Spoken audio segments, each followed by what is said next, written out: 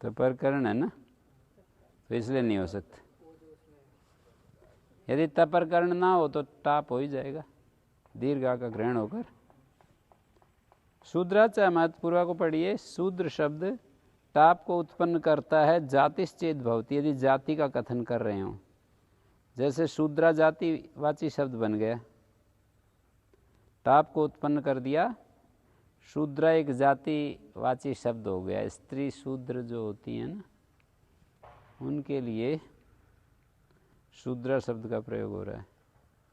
पुंयोगे घीसय भवितव्यम, यदि पुंयोगोदाख्यान बनाएंगे शूद्र की पत्नी के लिए बोला जाएगा तो फिर गीस हो जाएगा और शब्द बनेगा शूद्र से भार्या शूद्री। महत्पूर्व से प्रतिषेधा, यदि महत्पूर्व में आए महत्पूर्वा शूद्रा, अमहत्पूर्वा शूद्रा भवती, महत्पूर्वा तो महाशूद्री हो जाएगा।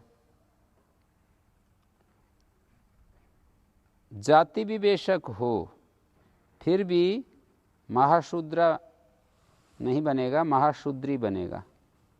महाशूद्र शब्द आभीर जातिवाची है, तत्र तदंत विधिना टाप प्राप्ता प्रतिषिध्यते। तदंत विधि से टाप प्राप्त हुआ, प्रतिषेध कर रहे हैं। महाशूद्र शब्द आभीर जातिवाची है, तदंत विधि से टाप पाएगा, उसका प्रतिषेध कर रहे हैं। महाशूद्रा ना बने, महाशूद्री बन गए हैं।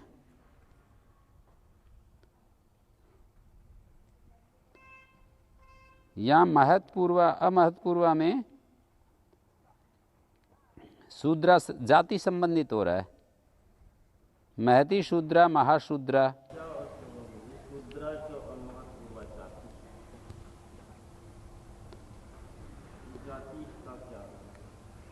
जातिवाची शब्द है ये शूद्रा है। महत्पूर्वा में में बहुब्री समास है। महत्पूर्वा में प्रथमांत शूद्रा जाति होती है, जैसे ब्राह्मण जाति, क्षत्रिय जाति, वैश्य जाति, ऐसे शूद्र गुणयुक्त जो स्त्री है स्वतंत्र रूप से, उसको शूद्रा कहते हैं। ये जातिवाची हो गया। और ये अमहत्पूर्वा टाप को उत्पन्न करता है। महत्पूर्व वाला नहीं होना चाहिए शूद्र शब्द। यहाँ भी जाति का संबंध है, अमहत्पूर्वा जाति। जैसे हम यदि यौगिक बनाए महती शूद्रा महाशूद्रा, ये महत्पूर्वक हो गया शूद्र। शूद्र महत्पूर्वक हो गया। मतलब टाप तब होता है जब महा नहीं होता शुरू। महाशूद्री से पहले महा नहीं होता तो टाप हो जाता है। महती शूद्रा महाशूद्रा बनता है ना, तो यहाँ पर अमहत्पूर्वा जाति शूद्रा, दो वाक्य समझ लो इसके, शूद्रा जाति अमहत्पूर्वा जाति। शूद्रा शब्द जातिवाची होता है तब टाप होता है, और साथ में ये कह रहे हैं कि महत्पूर्व वाला शब्द हो ना शूद्र, और जातिवाची हो, महत्पूर्व वाला हो और जातिवाची हो, तब टाप नहीं होता, तब तो घीप हो जाएगा महाशूद्री। और जैसे एक विशेषण हो कोई,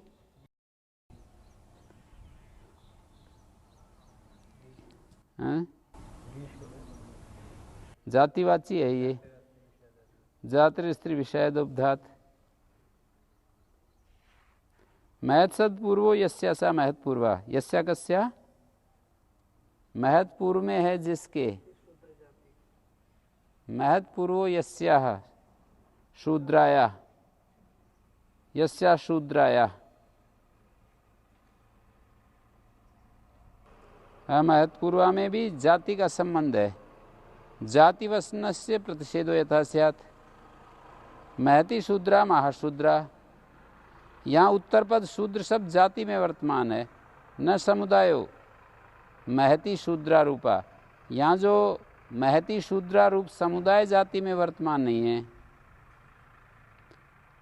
तो यहाँ जाति, कोई कहे कि जाति कहने से ये महत्पूर्व की प्राप्ति कैसे होगी जिसके लिए आप प्रतिषेध कर रहे हो, तो कहते हैं महाशूद्र शब्द आभीर जातिवाची, महाशूद्र शब्द ही समुदाय में जाति में वर्तमान है, इसलिए महाशूद्री जातिर स्त्री विषय द्वारा गीप हो जाता है। यहाँ पर एक बात ये भी देखनी है, देखो दो तरह के शब्द हैं, एक महती शूद्रा,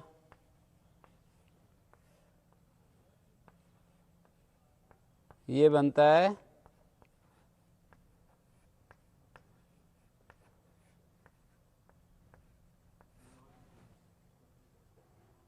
महाशूद्रा।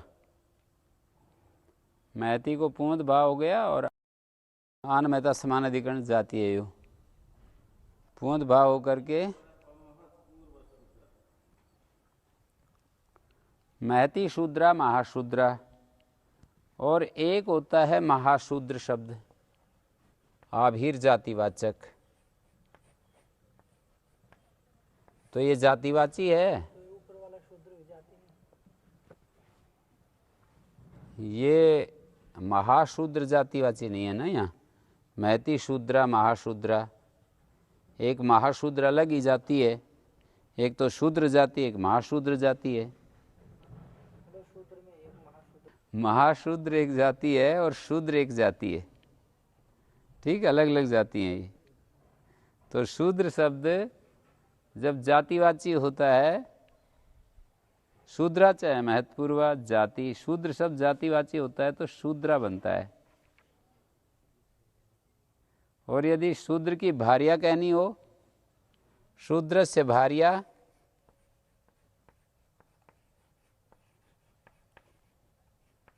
तब शूद्री होता है।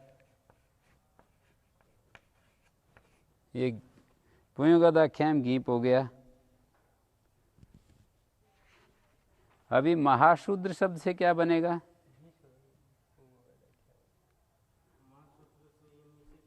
जास्तेर स्त्री विषयादोपधात गीस हो जाएगा।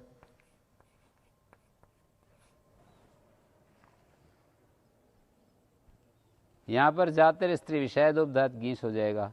अमहत्पूर्वा कहा था, शूद्र शब्द जातिवाची से शूद्राच महत्पूर्वा जाति, शूद्र शब्दों टापम उत्पादयति जातिश्चेद भवति। हाँ, एक शब्द है जातिवाची होता है तो शूद्रा। चार शब्द मैंने आपके सामने रख दिए, जाति शूद्रा,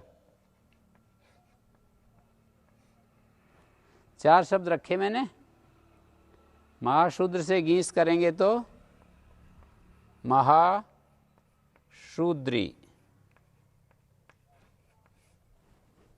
महाशूद्रा महाशूद्री और शूद्रा शूद्री, ये चार शब्द हो गए। जब जाति कहते हैं ना, जब जाति तो शूद्रा बन जाता है, और शूद्र की भार्या को कहते हैं तो शूद्री बन जाता है। ये जो है जाति अमहत्पूर्वा जाति, अमहत्पूर्वा जाति महत्पूर्व में है जिसके, उसको छोड़ करके टाप प्रत्यय होता है। तो फिर शूद्र बनेंगे। महत् प्रत्यय तो है ना इस दोनों में, महत् प्रत्यय छोड़कर महत्पूर्व में है जिसके, ऐसे जिसके किसके, जिस शूद्र शब्द के, और वो जातिवाची यदि होता है, महत्पूर्व में है जिसके और वो जातिवाचक होता है शूद्र शब्द, तो फिर टाप हो जाता है। और महत्पूर्वक जाति को कहने में जातिर स्त्री विषयादोपधात, जातिवाची से गीच होता है ना, तो ये जातिवाची है।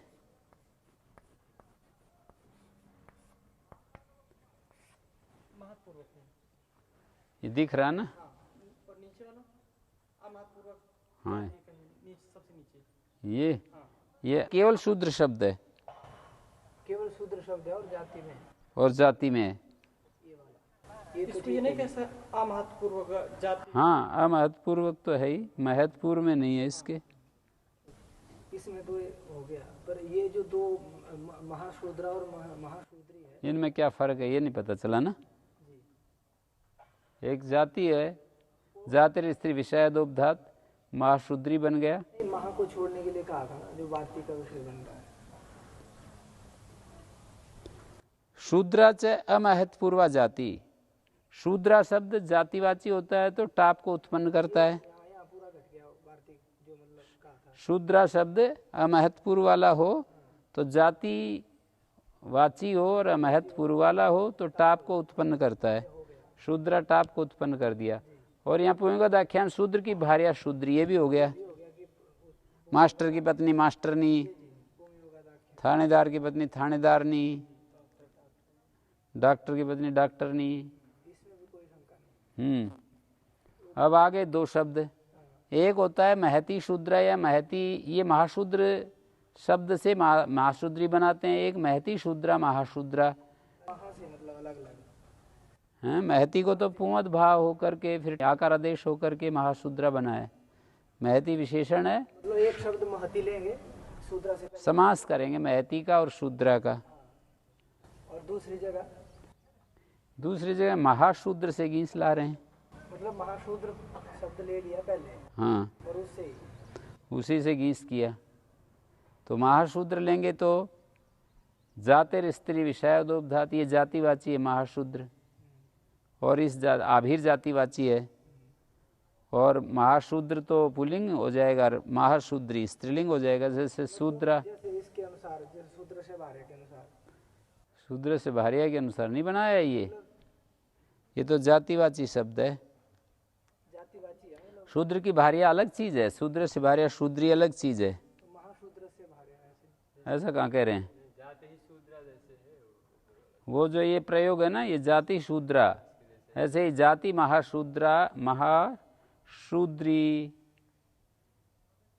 जैसे यहाँ जाति शूद्रा बन गया ना, वैसे जाति महाशूद्र शब्द का स्त्रीलिंग महाशूद्री होगा। जबकि जाति अकेला शूद्र शब्द का शूद्रा बनता है, शूद्री नहीं बनता। टाप पाता था, गीश कर दिया। हाँ, टाप पाता था ना, अमहत्पूर्वा कहने से गीश हो गया। यदि आप अमहत्पूर्वा का प्रत्युदाहरण है ये, अमहत्पूर्वा क्यों कहा? महत्पूर्वा जाति, महत्पूर्व वाली यदि जाति है तो फिर टाप नहीं होता है। ये महत्पूर्व वाली जाति शब्द है ना जी, तो इससे टाप नहीं हुआ। किसका? अमहत्पूर्वा का। जो ये पहला जो जाति शूद्रा जो बनाया सबसे नीचे,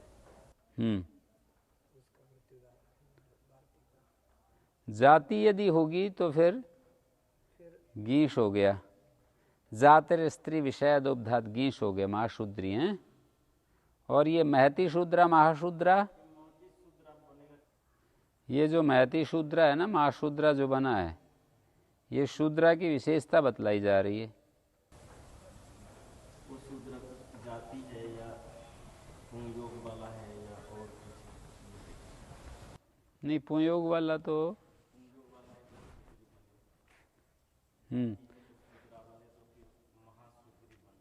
महाशूद्री तो बन गया ना एक जातिवाची। हाँ, इसमें इसलिए नहीं बन रहा,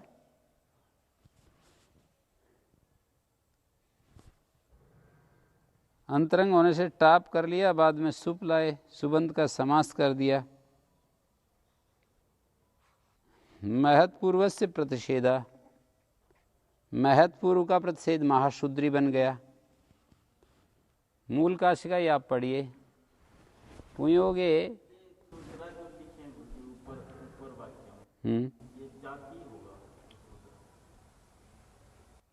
महती शूद्र और महाशूद्र और महती शूद्र में कुछ फर्क देख रहे हैं? अमहत्पूर्वा का अर्थ है, मूल काशिका ही देखिए, शूद्रा च अमहत्पूर्वा जाति पठ्यते तस्य अयम अर्था, उस सूत्र का ये अर्थ है, शूद्र शब्द टापम उत्पादयति जातिश्चेद भवति। शूद्र शब्द टाप को उत्पन्न करता है। देखिए जातिश्चेद भवति, ये एक उदाहरण हो गए हैं काशिका में जो लिखा है। पुंयोगे गीसाय भवितव्य में दूसरा विधारण हो गया। मैं पुंयोग में जाती हो तो गीस हो जाएगा, ये दूसरे नंबर वाला, ये वाला। हाँ, देख रहे हैं जी, पुंयोगे गीसाय, इसमें जो लिखा है उस तरह से चल रहे हैं हम। पुंयोगाख्याम, शूद्र की भार्या शूद्री, उसकी आख्या क्या है? हाँ जी, अपनी आख्या क्या है उसमें? पुंयोग के संबंध से जो स्त्रीलिंग में वर्तमान हो, जैसे आचार्य की पत्नी आचार्याणी होता है, और स्वयं जो आचार्य होती है तो आचार्या होती है। शूद्रा च महत्पूरा जाति पठ्यते तस्मर्था शूद्र शब्दो टापम उत्पादयति जातिश्चेद भवति, ये पहला वाक्य घटित हो गया। मूल काशिका में जो लिखा है उसको पढ़ते जाओ और आगे बढ़ते जाओ, सारा समझ में आ जाएगा। शूद्र शब्द टाप को उत्पन्न करता है, ये पहला शब्द बन गया। पुंयोगे गीषाए भवितव्यम, शूद्र से भार्या शूद्री, ये दूसरा शब्द बन गया। और इसमें जाति की कोई बात नहीं। इसमें जाति की क्या बात है? जाति की आख्या में टाप हो जाएगा। जाति की आख्या में तो कह ही दिया ना, शूद्राच महत्पूर्वा जाति, शूद्र शब्द टापम उत्पादयति जातिश्चेद भवति, ये पहला वाक्य हो गया। जाति शूद्रा, शूद्रा जाति, या यूँ कह लो। और दूसरा पुंयोगे गीषाए भवितव्यम, शूद्र से भार्या शूद्री, ये दूसरा शब्द हो गया। यहाँ तक हो गया। फिर ये महत्पूर्वक, जब शूद्र शब्द जातिवाचक है, यदि महत्पूर्वा नहीं कहते तो तदंत विधि से शूद्रा महाशूद्रा ही प्राप्त था, महाशूद्री बन गया। वार्तिक को ध्यान से देखो, शूद्रा चाहे अमहत्पूर्वा जाति पड़ा है। यदि अमहत्पूर्वा वार्तिक से अमहत्पूर्वा हटा दें तो सूत्र क्या करेगा? फिर ये कहेगा कि शूद्र शब्द जातिवाची हो या शूद्र शब्दांत जातिवाची हो, दोनों जगह टाप होता है, महाशूद्रा और शूद्रा। यदि अमहत्पूर्वा को हटा दें तो सूत्रार्थ होगा शूद्रा शब्द जातिवाची टाप को उत्पन्न करता है, और महाशूद्र भी मानी शूद्र शब्दांत भी टाप को उत्पन्न करता है। महाशूद्रा ही बनने जा रहा था भाई, एक शूद्र जातिवाची एक महाशूद्र जातिवाची है। तो ये तदंत विधि से महाशूद्र में भी टाप ही हो रहा था, महत्पूर्वा यदि ना कहें सूत्र में, और इतना ही बना दें सूत्र शूद्रा जाति, अमहत्पूर्वा हटा दें, तो ये दो प्रकार का शब्द हमारे पास आएगा, एक तो शूद्रा एक महाशूद्रा। मतलब तदंत से इतना ही बनेगा कि जिसको हटा देंगे महत्व को तो तदंत शूद्रा जाति। तदंत शब्द भी एक जातिवाची है, शूद्र शब्दांत। शूद्र शब्दांत जो शब्द बनेगा ना महाशूद्र, वो एक जातिवाची है, और अकेला शूद्र भी जातिवाची है। तो यदि हम अमहत्पूर्व हटा देंगे तो जैसे शूद्रा में टाप हुआ, शूद्रा में टाप हुआ, और महाशूद्र में भी टाप होने लगेगा, वो भी जातिवाची है। तो अमहत्पूर्वा कह करके उसको हटा दिया कि टाप ना हो। महत्पूर्व वाला जब हो जातिवाची शूद्र शब्द, तब टाप ना हो। हाँ, ये महाशूद्री जाति है, मैंने लिख भी रखा है। यहाँ तक पहुँच गए? महाशूद्र उसको व्याख्या करके काशिकाकार दिखा रहा है, उसी को महाशूद्र जातिवाची कैसे है तो दिखा रहा है कि महाशूद्र आभीर जातिवाची है, तत्र तदंत विधि न टाप प्राप्त होती, तदंत विधि से टाप पाता है। कहते तदंत विधि कैसे होती है? ग्रहण बता प्रातिपदिक तदंत विधि न, ऐसा परिभाषा बनी हुई है कि जिस प्रातिपदिक का ग्रहण कर देते हैं उसमें तदंत विधि होती नहीं। यहाँ तो शूद्रा ग्रहण कर दिया गया है, तदंत विधि तो नहीं होनी चाहिए। कहते तदेव ज्ञापकम भवति, ये जो शूद्रा चाहे महत्पूर्वा अमहत्पूर्वा ग्रहण किया है ना, यही इस बात को बता रहा है कि इस प्रकरण में तदंत विधि होती है। नहीं तो यदि तदंत विधि ना होती तो शूद्र से कहा हुआ टाप महाशूद्र से कैसे प्राप्त था? अमहत्पूर्वा निषेध क्यों कर रहे हैं? हाँ? वार्तिक भी मानते हैं। क्या जी? स्त्री प्रकरण में ही जाएगा केवल तदंत विधि। हाँ, यही स्त्री प्रकरण में अस्मिन् प्रकरणे तदंत विधि भवति, ठीक है। और तेन, इससे क्या लाभ होगा? इस प्रकरण में तदंत विधि होती है, बोले धीवानम अतिक्रांताति धीवरी अति पीवरी अति भवती अति महती इत्यादि उगितश्च सूत्र के जो उदाहरण है सब सिद्ध हो जाएंगे, और वनोरच अति धीवरी सब सिद्ध हो जाएंगे। वनंत प्रातिपदिक से कहा हुआ रेप और गीप, इसके अति धीवन से भी हो जाएगा। वनंत कितना होता है? प्रत्यय ग्रहण परिभाषा से वन तो प्रत्यय है, तो वनंत कितना लोगे? जिस प्रकृति से वो कहा है तो कितना बनेगा? धीवन शब्द बनेगा। धा धातु से क्वनिप करके धीवन बनेगा, तो वनंत तो धीवन ही तो ग्रहण किया जाएगा, अति धीवन तो नहीं हो सकता ना। पर जब हम कह देंगे कि तदंत विधि हो जाती है तो अति धीवन भी ले लिया जाएगा। प्रत्यय ग्रहण परिभाषा से तदादि तदंत का ग्रहण होता है, तो यहाँ धीवरी पीवरी में ही सूत्र लग सकता था वन और रच। अति धीवरी अति पीवरी में नहीं लग सकता था। केवल भवती में योगितस्य गीप हो सकता था, अति भवती में तो नहीं हो सकता था। तो तदंत विधि से वो भी हो जाएगा। तो ये यहाँ तक हो गया। अब एक शब्द बच गया ऊपर वाला, महती शूद्रा। समुदाय में जातिवाची है ना ये जो, तो समुदाय में जातिवाची जैसे गौर खर के समान, गौर खर एक जातिवाची शब्द है, उसमें अवयवार्थ का अभाव है, केवल व्युत्पत्ति मात्र तो कर देंगे। गौर खर, गौर खर ये एक जातिवाची शब्द है, पता नहीं किसको कहते, कौन सी जाति है, गौर खर। इसमें अवयवार्थ नहीं, गौरा गधा ऐसा अर्थ नहीं है, खर गधे को कहते हैं, और गौर गौर वर्ण का खर ऐसा अर्थ नहीं है। अवयवार्थाभावत व्युत्पत्ति मात्रम क्रियते। समुदाय जातिवचने, जो ये समुदाय जातिवाची ना महाशूद्र, इसमें अवयवार्थ आपको नहीं मिलेगा। अवयवार्थ का मतलब महाशूद्र को कोई अवयवार्थ करके यूं कहे कि वो एक महान शूद्र है इसलिए वो महाशूद्र जाति है, ऐसा नहीं मिलेगा। अवयवार्थ देखने का अर्थ यह है कि महा विशिष्ट शूद्र, महान शूद्र, इस अवयवार्थ वाला नहीं मिलेगा। ये अवयवार्थ से स्त्रीत्व से विवक्षित पुंसी समासे कृते, पुल्लिंग में जब समास करेंगे टाप प्रसंगा तत्र महत्पूर्व इति प्रतिषेधा सार्थका।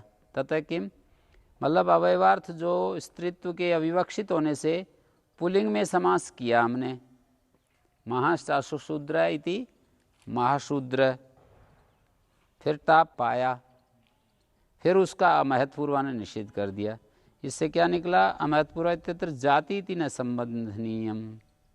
कथम महति शूद्रा महाशूद्रा इत्यत्र अंतंगत्वा टापी कृते पश्चात सुप सुबंत समासा ततश्च अभिनिवृत्तत्वा टाप प्रतिषेध अप्रसंगा सत्यम विस्पष्टार्थम एवत्रापि जातिरिति संबध्यते। जो शूद्र शब्द कहा है तो महाशूद्र से कैसे प्रत्यय होगा? तदंत विधि से होगा। ये बात आ गई। और महती शूद्रा महाशूद्रा का क्या अर्थ लोगे?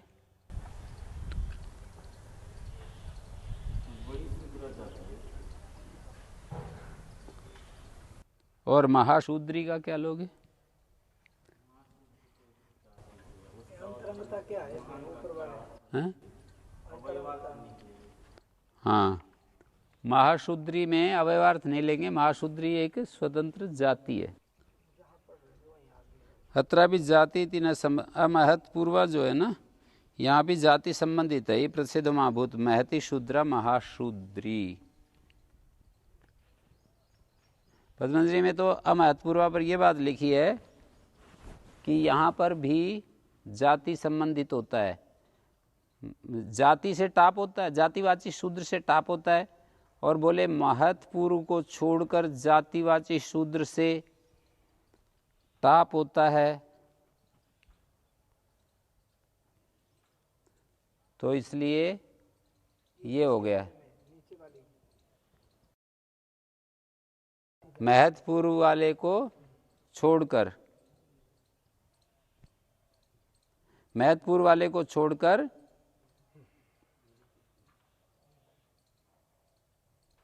जातिवाची महाशूद्र से अमहत्पूर्वा कहने से टाप नहीं होता।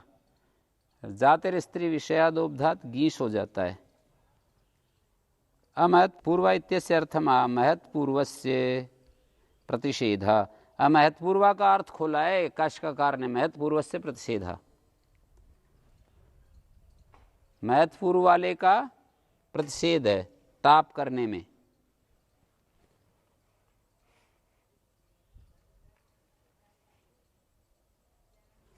यहाँ भी जाति संबंधित है। जाति जब होगा तभी ये टाप का प्रतिषेध है। ई प्रतिषेधो महाभूत। जैसे महति शूद्रा नहीं अत्र महत्पुरुष समुदाय जाति वचना। यहाँ पर जो ये ध्यान देने की चीज़ है जी, ये जो महाशूद्र है ना, ये महत शब्द नहीं अत्र महत्पूर्वा समुदाय जाति वचना। महत्पुरु जो समुदाय है ना, ये पूरा ये जातिवाची नहीं है। महाशूद्र जातिवाची भी है और महाशूद्र जातिवाची नहीं भी है।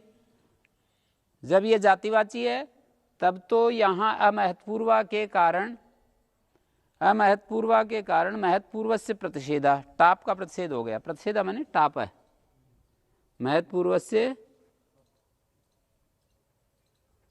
प्रतिषेध टाप है।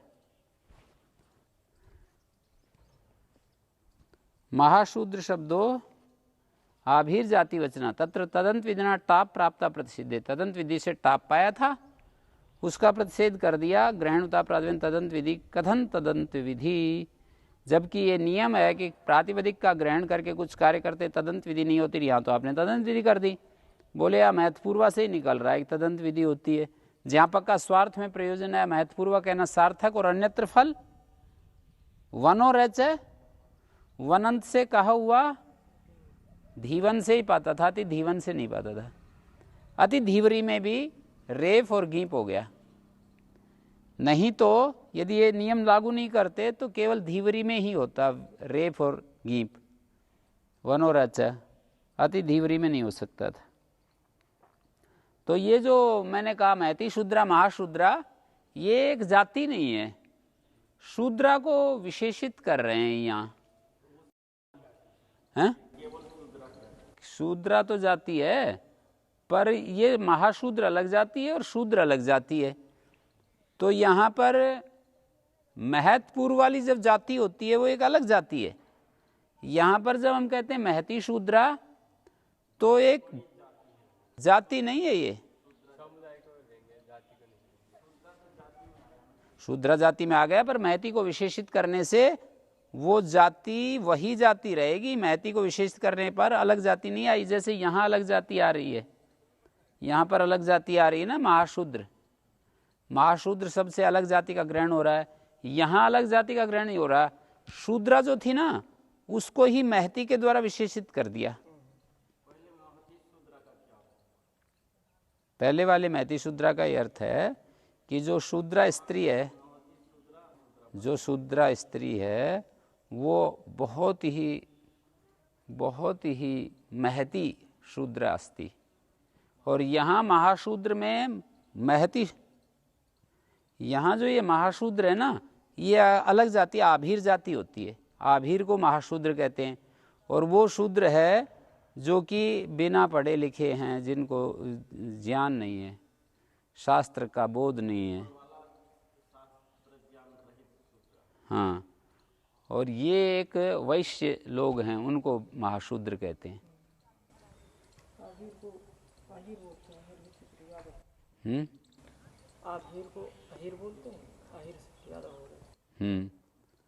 आजकल उनको अहिर कहते हैं। हाँ, आभीर महति शूद्रा का मतलब वो जो शूद्रा है ना, वो अंतिम कोटि की शूद्रा है। शूद्रा की डिग्रीज बनाई जा सकती है ना, कि 80%, 100% शूद्रा को महाशूद्रा कहेंगे। शूद्रा में भी जो थोड़ी कम शूद्रा है वो महाशूद्रा नहीं कहलाएगी। जो परम शूद्रा मतलब बहुत ज़्यादा शूद्र है उसको महाशूद्रा कहेंगे। कुछ भी नहीं है और बिल्कुल ही अज्ञानी है, यूँ समझ लो। कुछ शास्त्र ज्ञान बेशक मत हो, पर मेहनत करता है, परिश्रम करता है और वो धर्म का ज्ञान भी रखता है, तो उसको हम महाशूद्रा नहीं कह सकते। और ये जो महाशूद्र महति शूद्रा तो गया, तो ये महाशूद्र कौन? ये तो एक आभीर जाति है। वैश्य वर्ग को महाशूद्र कह दिया। जो कृषि पालन, गौ पालन आदि करते हैं ना, उनको वैश्य कहते हैं।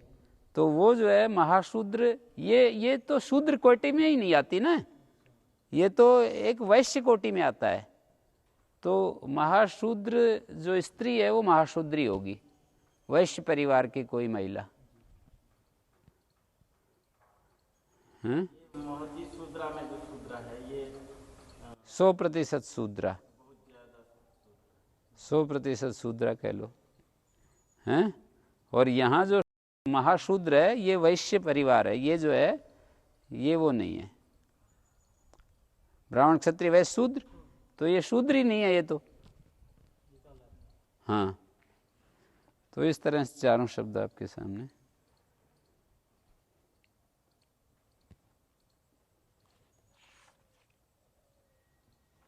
केवल इसका महती शूद्रा गुरुजी अस्त्री विषय कह सकते हैं ना? अस्त्री विषय क्या कह दिया? अस्त्री विषय कैसे? जैसे जाते रस्ते विषय क्यों? स्त्री विषय में ही तो बनाएगा। जैसे जाते ही शूद्रा बनाते हैं वैसे नहीं बना सकते, नहीं बन सकते। टाप हो रहा है ना वहाँ। महती शूद्रा में महाशूद्रा जातिवाची ही नहीं है। महती शूद्रा, ये जब महापूर्वक शूद्र आएगा ना तब एक जाति बनेगा। यहाँ महती शब्द विशेषण डालने से ये कोई अलग जाति नहीं है, वही जाति तो है। शूद्रा जाति को ही महती शूद्रा कह रहे हैं।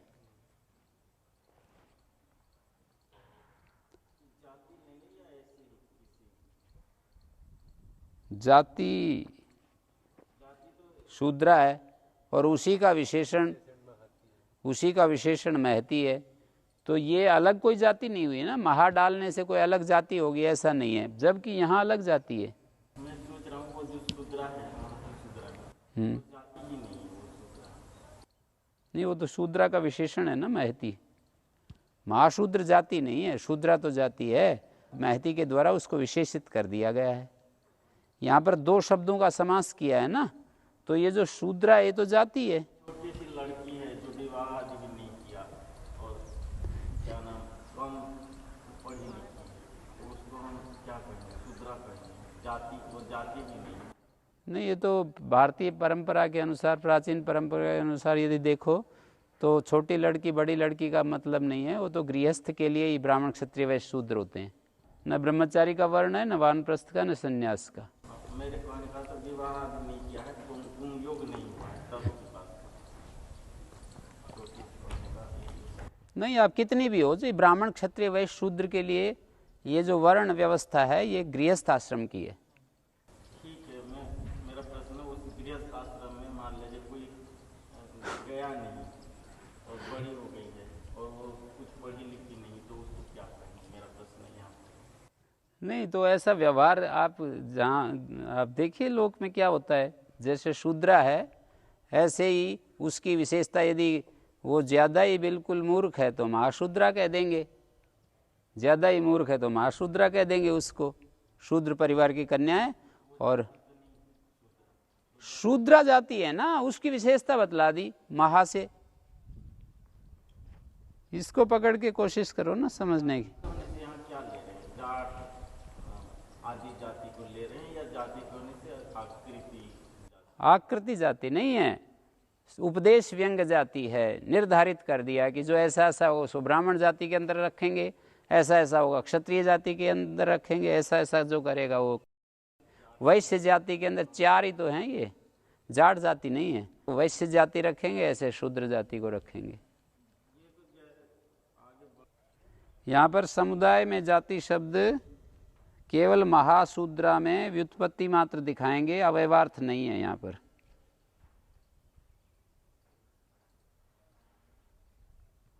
जो महती है इसके द्वारा उसको विशेषित मात्र कर दिया है। न्यासकार कहता है कि महती शूद्रा महाशूद्रा, अत्र उत्तर पद शब्द तो जाति में है। मैं भी वही कह रहा था, देख लो इन्होंने भी दो व्यक्तियों की बात मिल गई। इसको देखिए जी, अत्र उत्तर पदम शूद्र शब्दो जातो वर्तते, एक बात, न समुदायो महती शूद्रा रूप है।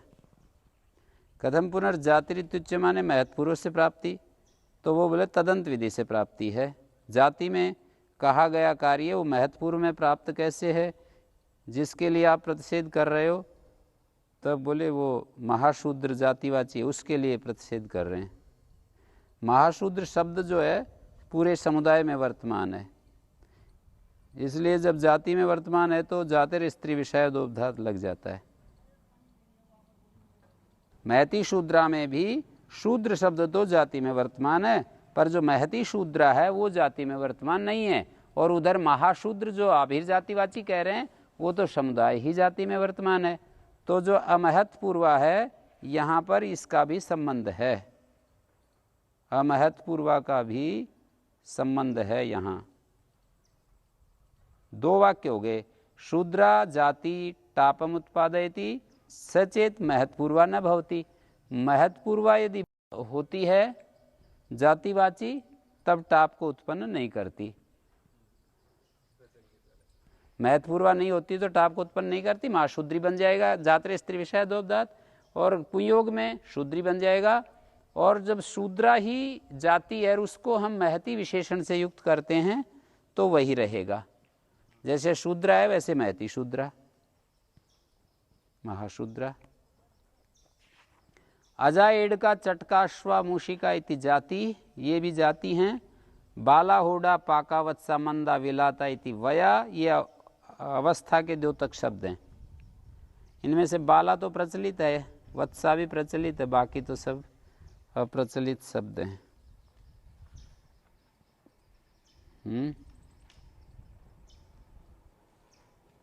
बाला होढ़ा पाका वत्सा मंदा विलाता इति वयः अवस्थावाचक शब्द हैं। पूर्वा पहाणा अपरा पहाणा टित हैं निपातना तृणत्वम। संभस्त्राजिन क्षण पिंडेभ्या फलात। संभस्त्र अजिन क्षण पिंड से परे फल आए तो उससे टाप हो जाता है।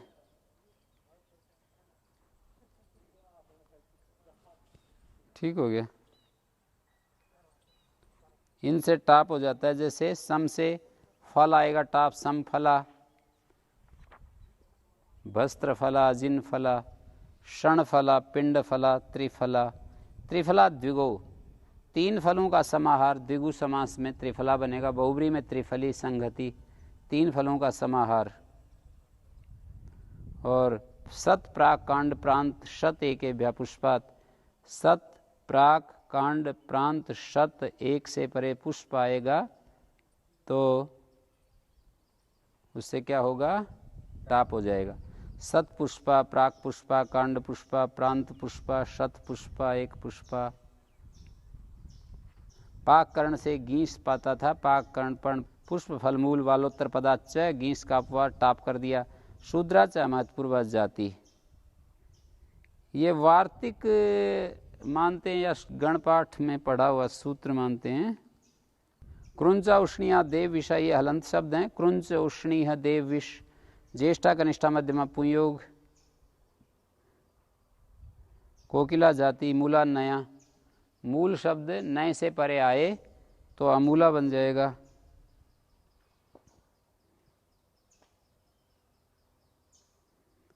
ऋण्यभ्यो प्रिकारांतेभ्यो नकारांतेभ्यश्च प्रातिपदिकेभ्यः स्त्रियां घी प्रत्यय भवति। गकार सामान्य ग्रहणार्थ कर्त्री हर्त्री।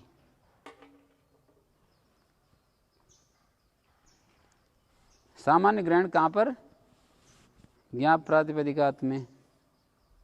यदि यहाँ से गए हटाएं तो ईप पढ़ना पड़ेगा, फिर वहाँ भी ईप पढ़ना पड़ेगा, फिर ये विशेष ग्रहण हो जाएगा। दंडिनी दंडिन शब्द से छत्रिन। उगितश्च, उगित जो उगित यस्य संभवति यत्र संभवति तद यथा कथन से तद उगित शब्द रूपम। ये एक विशेष बात कही कि उग जहाँ संभव है, चाहे वो प्रत्यय में है चाहे अप्रत्यय में है। तदन से स्त्रीलिंग में गी प्रत्यय होता है। भवत, भवती, अतिभवत, अतिभवती, पचंती, यजंती, ये क्षत्रिय प्रत्यय है। री उक प्रत्याहार में आ जाता है री है। और भवतु यहाँ डवतुप प्रत्यय होता है। भातेर डवतुप, डवतुप का अवत बचेगा, अवत, और भा के आ का लोप हो जाएगा। और इस तरह से ये उगित होने से गीप हो गया, भवती अति भवती। तदंत विधि होने के कारण क्या होगा, अति भवती में भी हो जाएगा।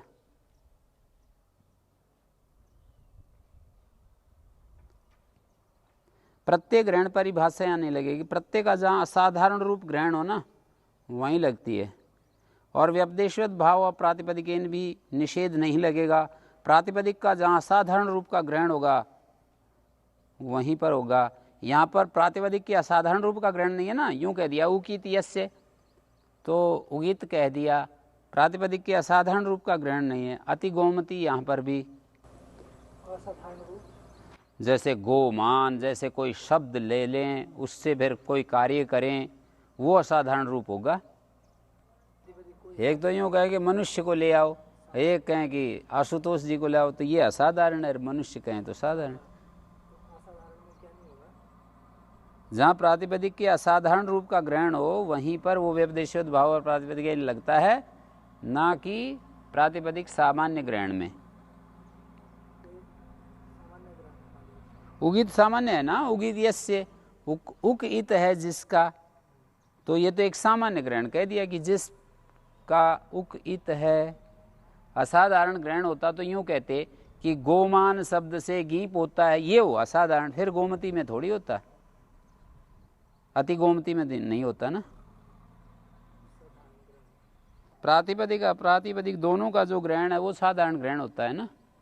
साधारण वो होता है प्रातिपदिक भी आ जाए जिससे प्रातिपदिक भी आ जाए, तभी तो साधारण होगा।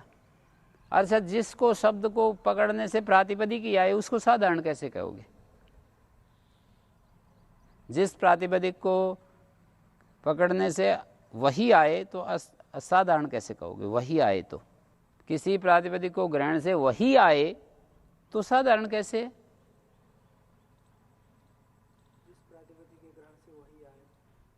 जिसका उच्चारण किया केवल वही ग्रहण किया जाए। उदाहरण तो दे रहा हूं, जैसे किसी गोमान शब्द से कार्य किया तो गोमान ही लोगे आप, दूसरा कैसे ले लोगे और उससे आगे पीछे वाला कैसे ले लोगे?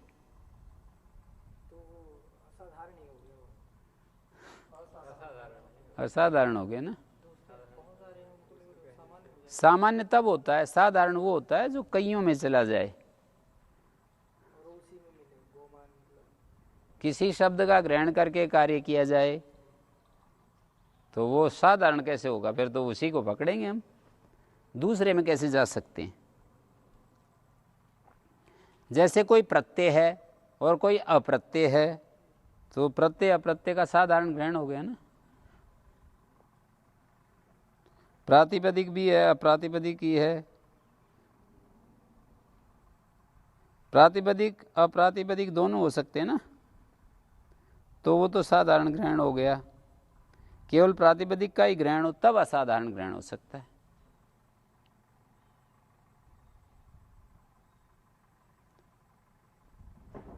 ग्रहण होता प्रातिपदिक तदंत विधिर न व्यपदेशोद भाव प्रातिपदिकेन, प्रत्येक ग्रहण परिभाषा, ये सब जहाँ असाधारण ग्रहण होगा वहीं लगेंगी, साधारण ग्रहण में नहीं लग सकती है।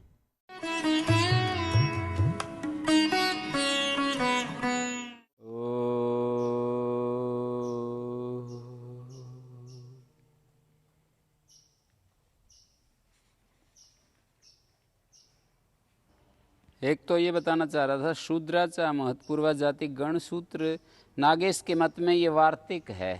शूद्रा गण में है, अमहत्पूर्वा जाति जो कहा है ये वार्तिक है। शूद्रा तो गण में पाठ में है, लेकिन अमहत्पूर्वा जाति कहना चाहिए, ऐसा लिखा है उसमें व्याख्या में। अमहत्पूर्वा जाति इति वक्तव्यम, ऐसा वक्तव्यम शब्द डाला है वहाँ पर व्याख्या करते समय महाभाष्य में। तो उन्होंने तर्क ये दिया कि जो ये वक्तव्यम है ना, इससे पता लगता है कि ये वार्तिक है। गणसूत्र होगा तो वक्तव्यम का क्या मतलब? गणसूत्र में तो वक्तव्यम नहीं कहते ना, पाणिनि का महाराज का ही है वो। शूद्राचा महत्पूर्वा जाति इति वक्तव्यम, ऐसा महाभाष्य में इसके ऊपर लिखा है।